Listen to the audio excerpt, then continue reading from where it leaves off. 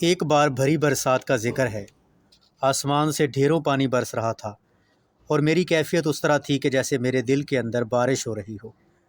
کچھ ایسا ہی می بستی کے اوپر بھی برس رہا تھا۔ میں تھوڑا سا زخم خوردہ تھا۔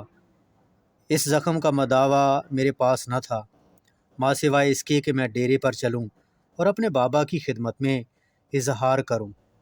بات یہ تھی کہ میرے ایک بہت ہی پیارے دوست جو میرے ساتھی بھی تھے، وہ افسانہ نگار تھے اور کالم بھی لکھتے تھے۔ انہوں نے کالموں میں میری بڑی کھچائی کی تھی، اور جب کالم نویس رگیدتا ہے تو جس کی کھچائی ہوتی ہے وہ بیچارہ غمزدہ ہو کر گھر بیٹھ جاتا ہے۔ میرے ساتھ بھی انہوں نے کچھ ایسا ہی کیا تھا اور تابڑ توڑ 3-4 سخت حملے کیے تھے۔ میں اپنے دکھ کا اظہار کرنے کے لیے ڈیرے پر چلا گیا اور بابا جی سے کہا، میں بڑا دکھی ہوں اور اس بات کی مجھے بڑی تکلیف ہے۔ اس شخص نے جو میرے بظاہر دوست ہیں، ہم سے محبت کے ساتھ ملتے ہیں اور ٹی ہاؤس میں ایک دوسرے کا ساتھ بھی دیتے ہیں، اور لوگوں کو پتہ بھی نہیں چلتا کہ وہ اس طرح کی کارستانی میرے لیے کر سکتا ہے، پھر یہ کیا ہے؟ انہوں نے کہا، او پت، آپ اس کو سمجھے نہیں، یہ بڑی سمجھداری کی بات ہے۔ 2 صوفی تھے، ایک بڑا صوفی ٹرینڈ اور ایک چھوٹا صوفی انڈر ٹریننگ۔ چھوٹے صوفی کو ساتھ لے کر بڑا صوفی گلیوں بازاروں میں گھومتا رہا۔ چلتے چلتے اس کو لے کر ایک جنگل میں چلا گیا۔ بڑی بارش ہوئی تھی، جنگل بھیگا ہوا تھا اور اس جنگل میں جگہ جگہ لکڑیوں کے ڈھیر تھے۔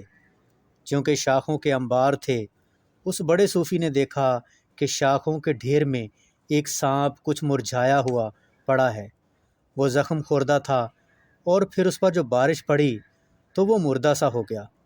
صوفی کو بڑا ترس آیا، اس نے آگے بڑھ کر سانپ کو اٹھا لیا۔ چھوٹے صوفی نے کہا، حضور کیا کرتے ہیں؟ سانپ ہے، موذی ہے، اس کو اٹھایا نہیں کرتے۔ انہوں نے کہا، نہیں، بیچارہ ہے، مجبور ہے، زخمی ہے، زخم خوردہ ہے، مالک کی مخلوق ہے، اس کی کچھ مدد کرنی چاہیے۔ تو وہ سانپ کو ہاتھ میں لے کر چلے، پھر دونوں باتیں کرتے کرتے کافی دور نکل گئے۔ جب ٹھنڈی ہوا اس جھولتے ہوئے سانپ کو لگی تو اسے ہوش آنے لگا، اور جب ہوش آیا تو طاقتور ہو گیا تو اس نے صوفی صاحب کے ہاتھ پر ڈس لیا۔ اب ایسا ہوا کہ انہوں نے سانپ کو بڑی محبت اور پیار کے ساتھ ایک درخت کی جڑ کے پاس رکھ دیا، کیونکہ وہ اب ایک محفوظ جگہ پر پہنچ گیا تھا۔ اب وہ یہاں سے آہستہ آہستہ چلتے ہوئے جہاں بھی اس کا دل ہوگا چلا جائے گا۔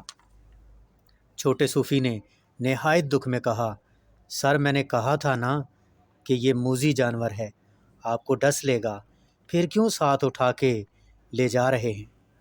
آپ تو بہت دانش مند ہیں، مجھے سکھانے پر مامور ہیں۔ تو انہوں نے کہا، اس نے ڈسا نہیں، اس کے شکریہ ادا کرنے کا یہی طریقہ ہے۔ سانپ اسی طرح شکریہ ادا کیا کرتے ہیں۔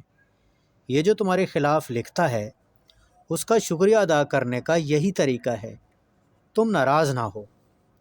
میرے دل پر بڑا بھاری بوجھ تھا جو آدمی سے خود اٹھائے نہیں اٹھتا، دور ہو گیا اور میں بالکل ہلکا پھلکا ہو گیا۔